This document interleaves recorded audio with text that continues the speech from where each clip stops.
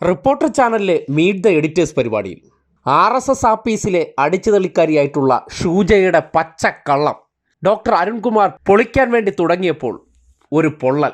അതായത് ഡോക്ടർ അരുൺകുമാർ എന്തിനാ എല്ലാ ദിവസവും ഞാൻ പറയുന്നതിനെ മാത്രം ഖണ്ഡിക്കുന്നത്?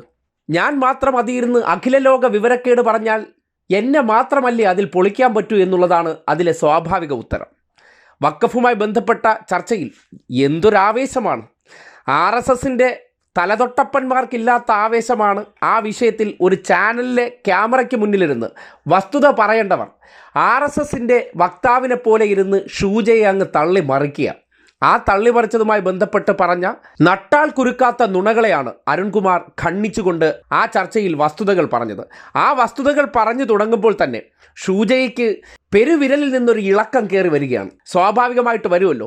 RSS ആപ്പീസിൽ നിന്ന് ഇഞ്ചക്ട് ചെയ്ത് കൊടുക്കുന്ന പൊട്ടത്തരങ്ങളും വിവരക്കേടുകളും മാത്രമാണല്ലോ ആ ചാണകത്തലയിലുള്ളത്. ആ ചിന്താഗതി വെച്ചിട്ട് എന്ത് വിഷയത്തിൻ്റെയും ശരികളെക്കുറിച്ച് മനസ്സിലാക്കാതെ RSS ആപ്പീസാണ് ശരി, RSS ആപ്പീസാണ് ശരി, അവിടെ നിന്ന് തന്ന വാട്സപ്പ് യൂണിവേഴ്സിറ്റി വിവരങ്ങളാണ് ശരി എന്ന സമർത്ഥിക്കാൻ ശ്രമിച്ചതിനെ പൊളിച്ചുകൊണ്ടാണ് അരുൺകുമാർ തുടങ്ങിയത്.